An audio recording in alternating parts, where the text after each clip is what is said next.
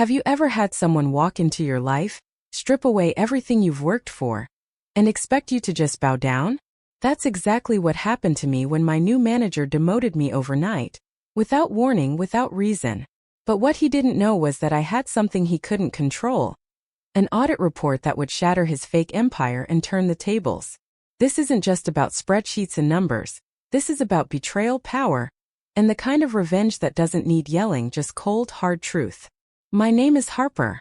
I'm 32 years old, and I've spent the last decade working in corporate finance. To some people that sounds boring: spreadsheets, endless meetings, number crunching. But to me it was more than a job. It was my way of creating stability, of proving that I could hold my own in a world where women like me often get overlooked, talked over, or underestimated. I wasn't born into wealth. My parents were middle class, hardworking people who taught me that honesty and grit are worth more than shortcuts. I put myself through college, worked 2 part-time jobs, and studied late into the night, fueled by instant ramen and way too much black coffee. When I finally landed my position at a mid-sized consulting firm, it felt like I'd made it. Not glamorous, not Wall Street, but solid. Respectable. Mine. And for 8 years I thrived there. I built a reputation as someone dependable, meticulous, someone who didn't just crunch numbers but understood the story behind them. My colleagues trusted me. Clients respected me.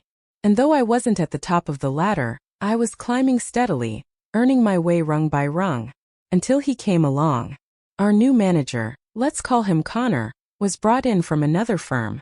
Sleek suits, cocky smile, the kind of man who spoke in buzzwords but never seemed to actually listen. He strutted into meetings like he owned the place, shaking hands like a politician and looking at people, especially women, as if we were just stepping stones for his next promotion. At first, I gave him the benefit of the doubt. Change is never easy in corporate life, and managers come and go. But it didn't take long before his true colors showed. The casual dismissals when I spoke up in meetings. The way he would take my ideas, repackage them, and present them as his own. The smirk when he called me kiddo, even though I was only 3 years younger than him. Still, I kept my head down. I thought, fine, let him play his games. I'll keep doing my work, delivering results. Numbers don't lie, and in finance, integrity always wins out. Or so I believed. Until the day he blindsided me with a demotion. No explanation. No warning. Just stripped of my responsibilities and reassigned to grunt work. It was humiliating. But here's the thing about me. I don't break easy. And I wasn't about to let Connor bury me under his arrogance. Because what he didn't know was that I had been preparing the one thing that would bring him to his knees. An audit report that would expose everything he thought he'd hidden. The day Connor demoted me started like any other. I walked into the office balancing my coffee, laptop bag sliding off my shoulder, trying not to spill caffeine all over the polished marble floor of the lobby. The hum of conversation, the ding of the elevators, the smell of burnt espresso from the cafe downstairs. It was routine, comforting even, until I walked into the morning meeting. Asterisk. Connor was already standing at the head of the table, sleeves rolled up, trying way too hard to look like a hands-on leader. Everyone else was seated, quiet, as if they knew something I didn't. His eyes landed on me the moment I walked in. That smirk. That calculated pause. And then he dropped the bomb. Harper, he said smoothly, we're restructuring. Effective immediately, your accounts will be reassigned. You'll be supporting data entry and junior compliance tasks moving forward. It'll free you up to focus on details. The room went silent. My throat tightened. Data entry? Junior compliance? That wasn't just a step down, that was a demotion.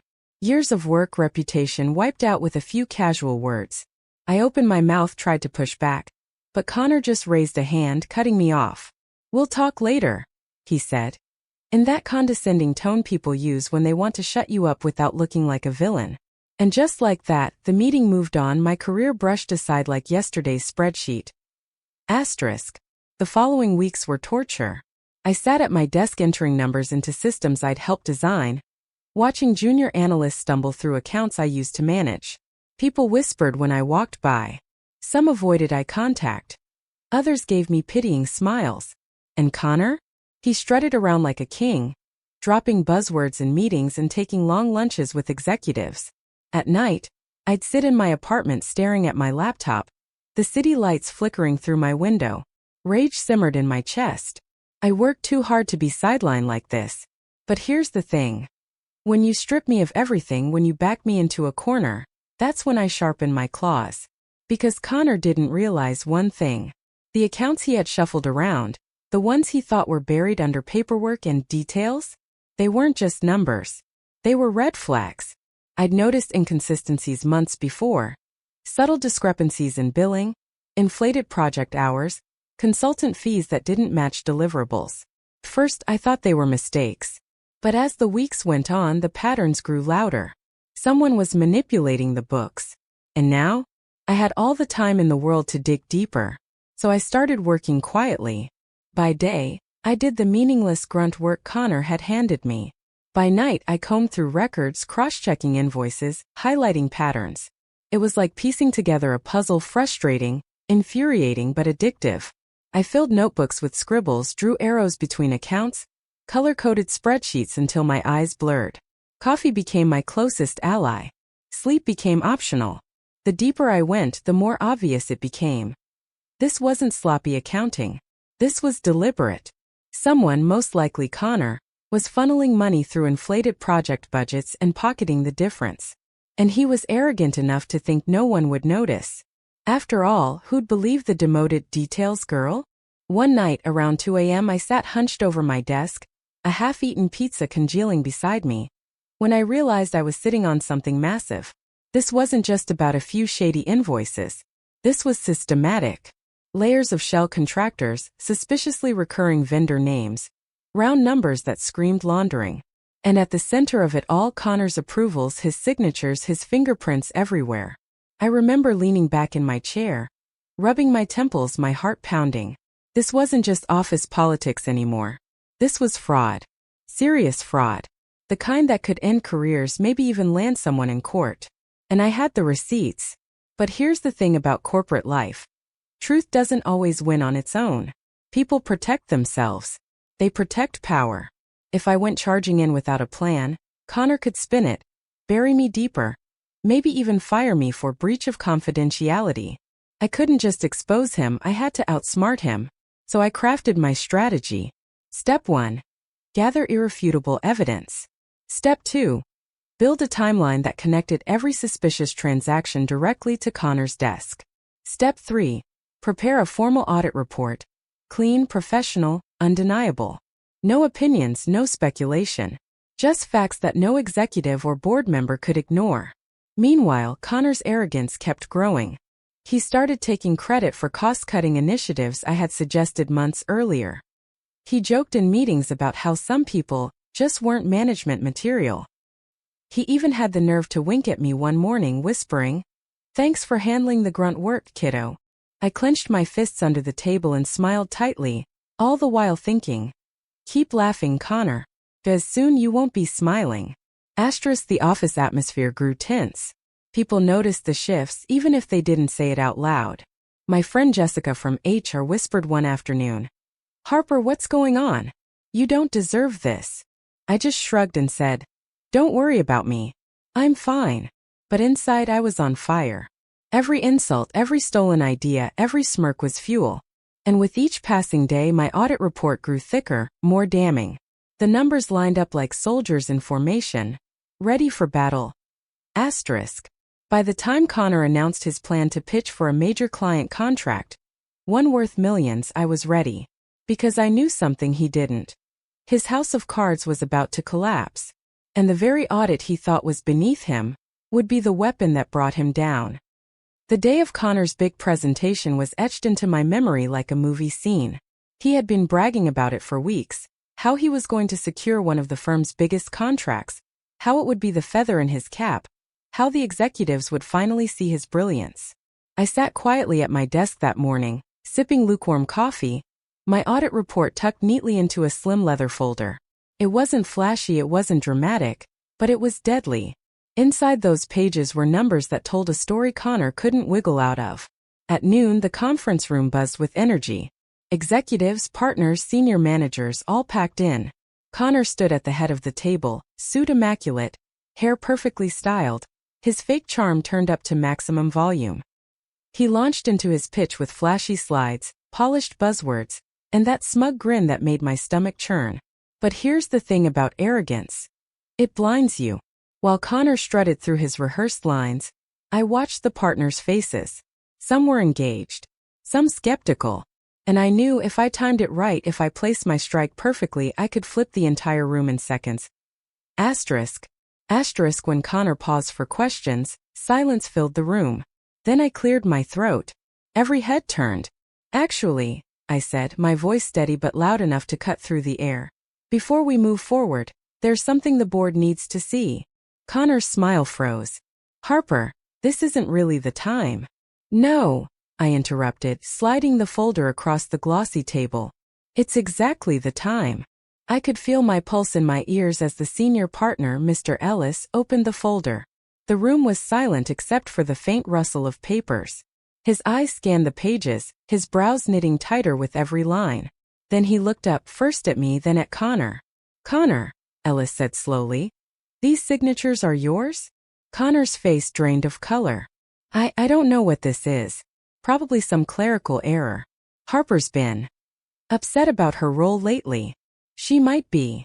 No, I cut in, voice sharp as a blade. Those aren't mistakes. They're patterns.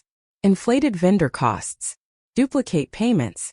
Shell contractors that don't exist. And every single one of them authorized with your approval. Asterisk.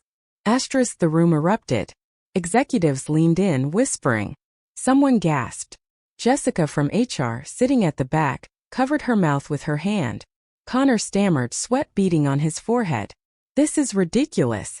You can't just. Ellis slammed the folder shut. Enough. These numbers are clear. We'll be launching a formal investigation immediately. I locked eyes with Connor. For the first time, his smirk was gone, replaced by panic. Pure raw panic. He opened his mouth to argue, but no words came. The king of buzzwords, speechless. And in that moment, something inside me shifted. Months of humiliation, anger, sleepless nights. All crystallized into one satisfying truth. I had won. Not with shouting, not with politics, but with facts. With integrity. With the one weapon Connor never saw coming. Asterisk. The fallout was swift. Within days, the investigation confirmed everything I had uncovered. Fraud. Manipulation. A deliberate scheme to skim money from contracts and pad his own numbers. Emails surfaced, tying Connor directly to the bogus vendors. By the end of the week, Connor was escorted out of the building.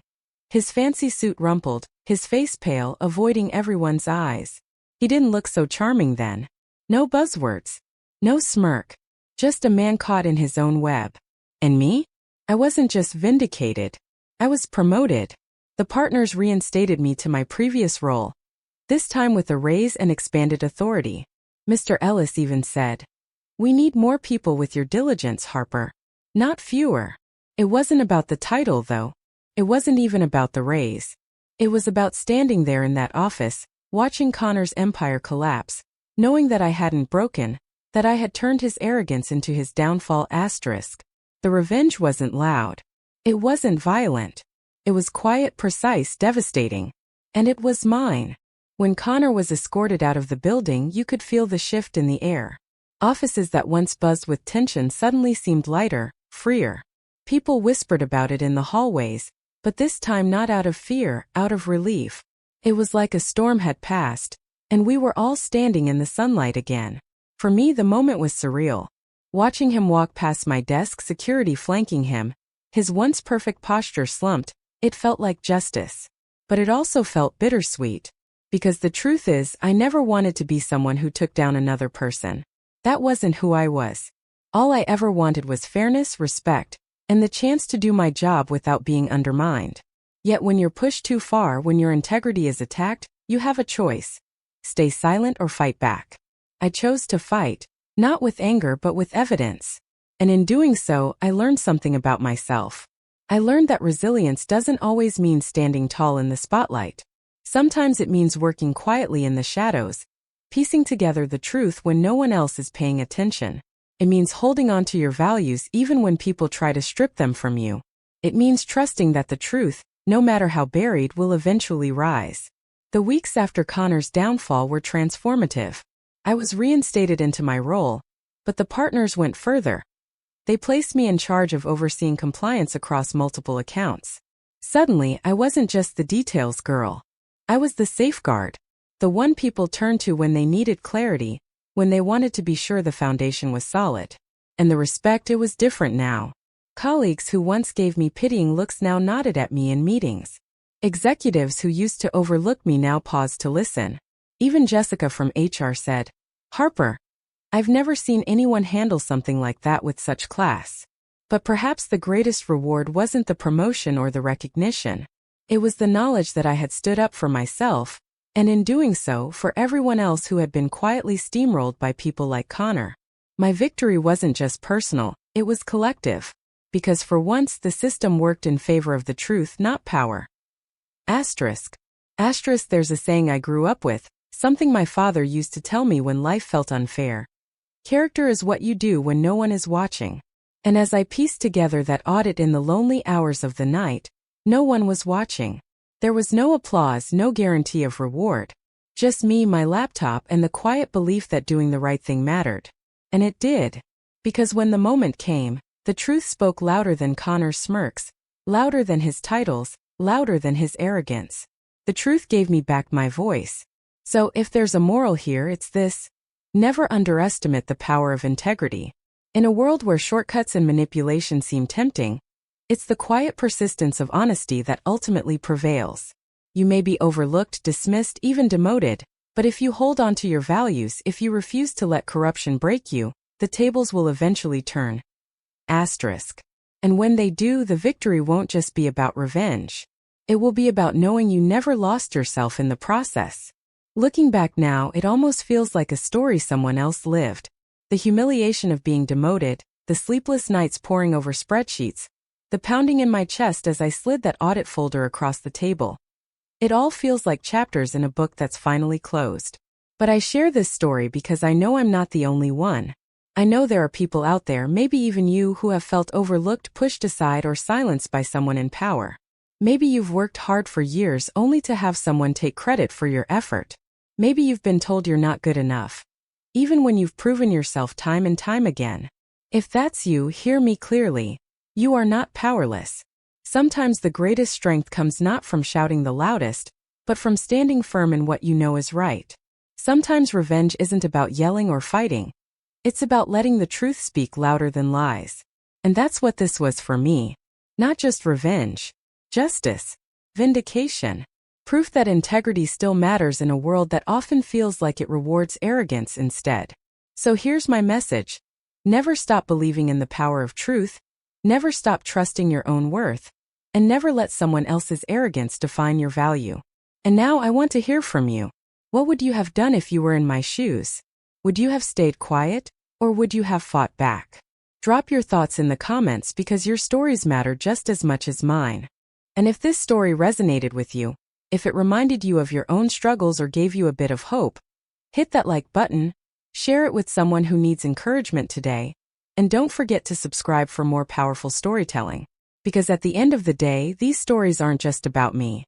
They're about all of us navigating workplaces, relationships, and life with resilience, courage, and maybe a little bit of well-earned revenge. Asterisk. When I think about it now, I realize Connor gave me an unexpected gift. Not intentionally, of course. He wanted to crush me, to bury me under his ego. But instead, he forced me to discover just how strong I could be when cornered. He taught me that silence is not always weakness, and that sometimes the quietest battles create the loudest victories. The satisfaction wasn't just watching him walk out of the building. The real satisfaction came from knowing I never stooped to his level. I didn't manipulate, I didn't cheat, I didn't play dirty games. I simply let the numbers tell the truth. And the truth was more powerful than any speech he could give. The lesson? Power built on lies always crumbles. Integrity might take longer to shine, but when it does, it outlasts everything. And that's the takeaway I want to leave with you. In life, in work, in relationships, never compromise who you are for someone else's shortcuts. Because at the end of the day, when the dust settles, the truth always finds its way to the surface. So here's my question for you.